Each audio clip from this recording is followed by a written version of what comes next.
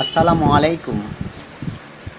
I am Shahamud Ali, Assistant Teacher English Shahid Nazrul Haque girls high school.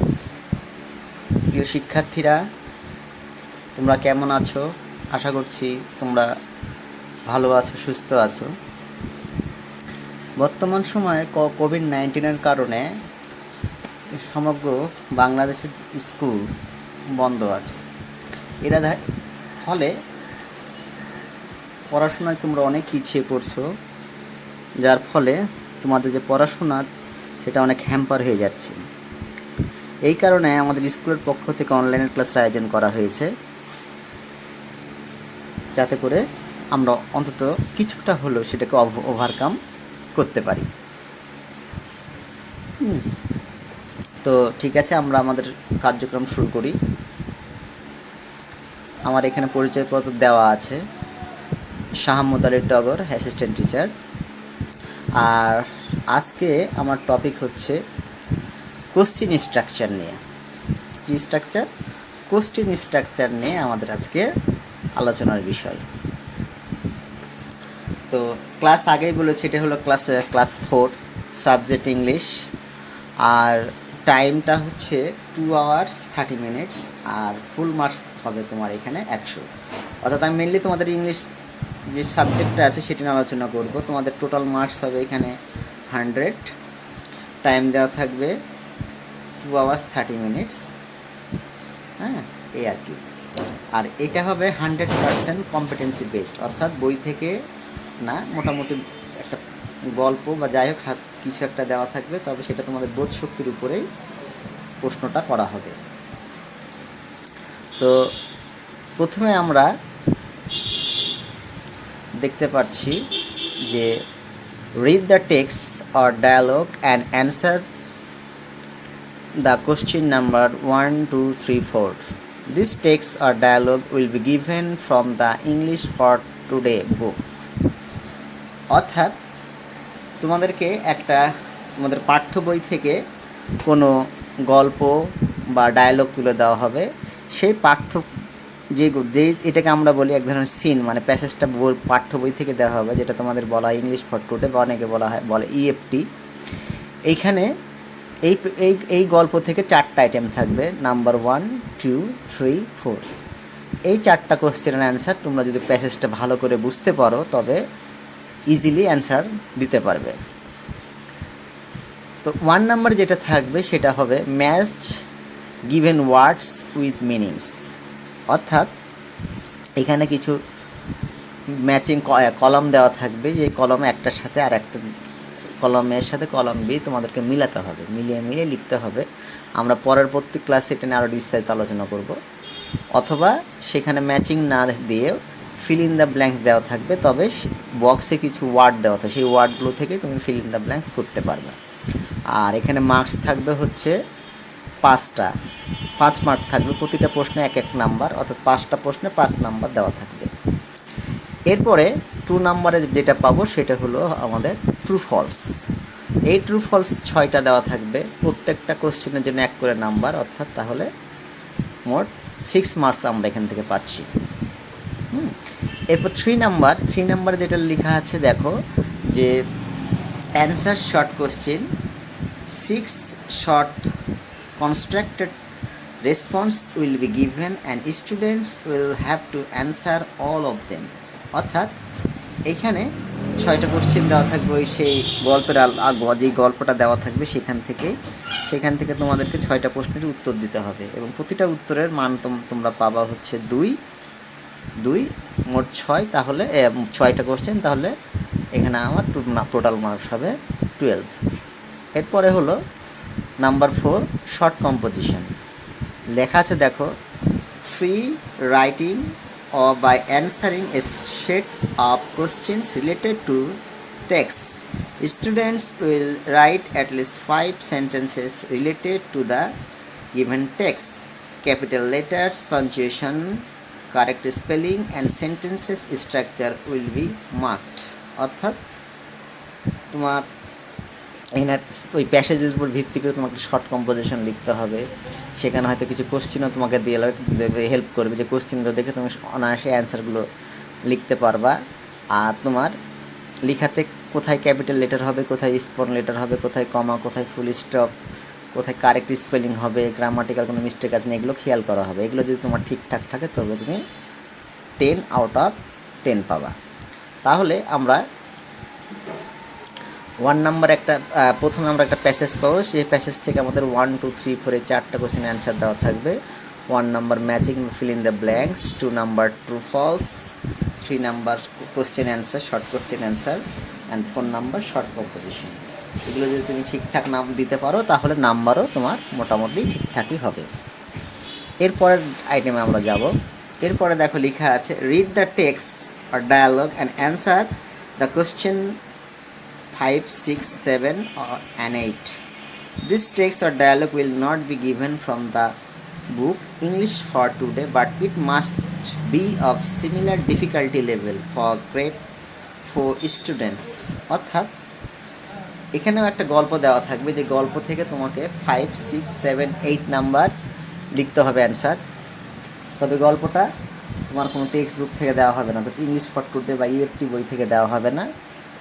তোমার এই গল্পটা হবে মোটামুটি, হয়তো তুমি গল্পটা পড়ো নি, কিন্তু গল্পটা এমনভাবে দেওয়া থাকবে যাতে তোমার ক্লাস আছে ক্লাস 4 অনুযায়ী স্টুডেন্টরা সহজেই বুঝতে পারে, সেরকম ধরনের ওয়ার্ডগুলো দেওয়া থাকবে, তোমরা অনায়াসে অ্যান্সার লিখতে পারো। ওকে, এরপরে 5 নাম্বার যেটা দেওয়া, ওই এটাকে আমরা বলি আনসিন। এই আনসিনের 5 নাম্বারে ফিল ইন দ্য ব্ল্যাঙ্কস থাকবে। তবে তোমাকে ওয়ার্ড দেওয়া থাকবে, সেই ওয়ার্ডগুলো থেকে অ্যাপ্রোপ্রিয়েট ওয়ার্ডটাকে বেছে নিতে হবে। এখানে এক এক করে নাম্বার, তাহলে 5টা ফিল ইন দ্য ব্ল্যাঙ্কসের জন্য তুমি এখানে পাবা 5 number.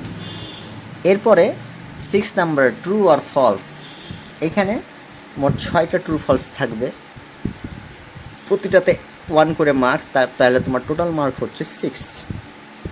7 number answer short questions, 5 short constructed response questions will be given and students will have to answer all of them. এখানে 5টা কোশ্চেন দেওয়া থাকবে, প্রতিটা কোশ্চেনের জন্য 2 করে মার্ক, তাহলে 5টা কোশ্চেনে 5 দুগুণ 10 নম্বর তুমি এখান থেকে পেয়ে যাবে। এরপর 8 number write a simple personal letter, clues will be given and students will have to write at least 6 sentences accordingly.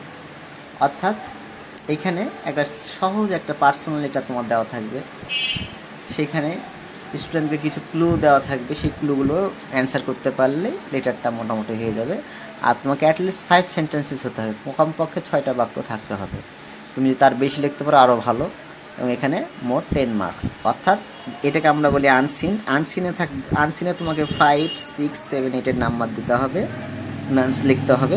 তার মধ্যে 5 নাম্বারে হচ্ছে ফিল ইন দ্য ব্ল্যাঙ্কস, 6 নাম্বারে ট্রু ফলস, 7 নাম্বারে শর্ট কোয়েশ্চেন, আর 8 নাম্বারে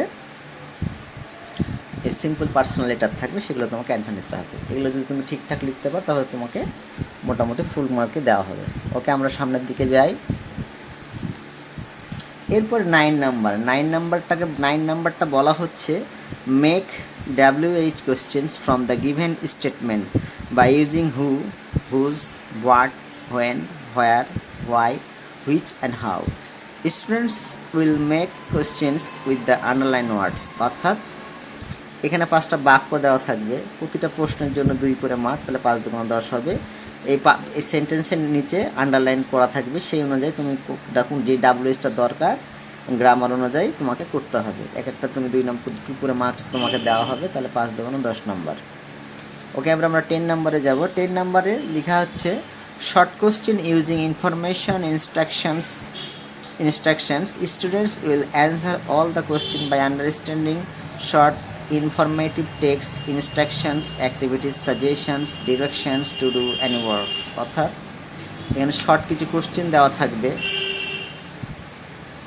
সেই কোশ্চেনটা তোমাকে বুঝতে হবে, বুঝে লিখতে হবে। যেমন আমরা শর্টকাটে বললাম যে Bangladesh is a small country but it has huge population, most of the people of our country are farmer. যাই হোক, এইভাবে 5টা 7টা সেন্টেন্স তোমাকে দেওয়া হলো।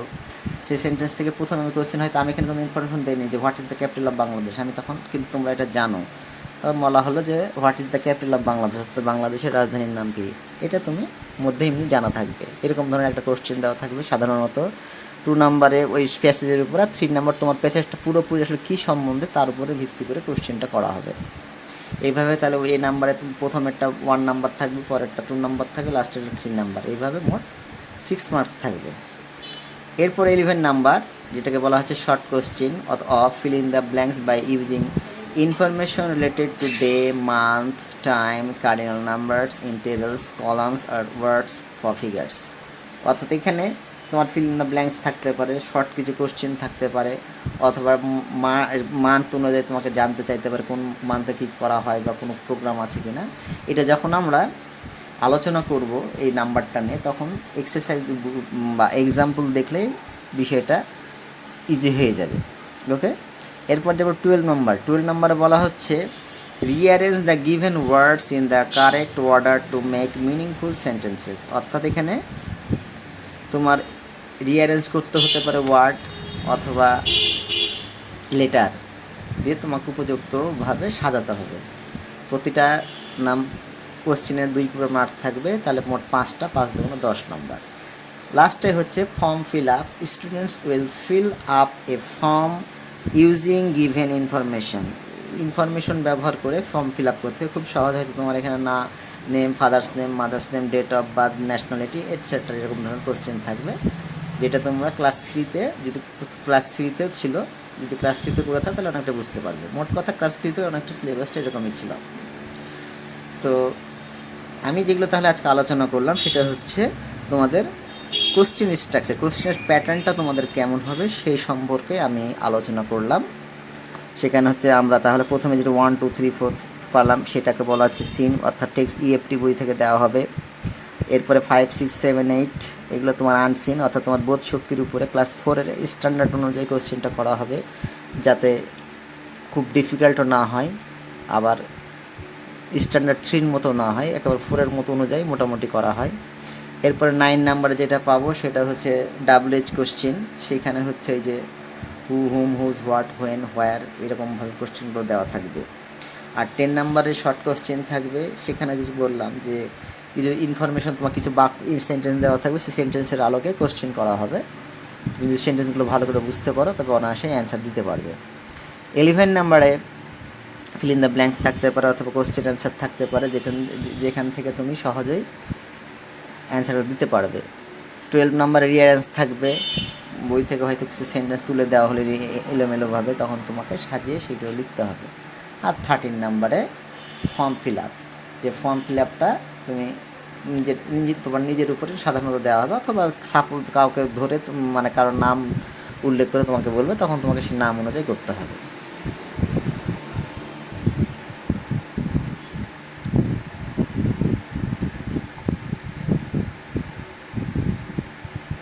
ঠিক আছে, আজকে এই পর্যন্তই থাকলো আমাদের পড়া।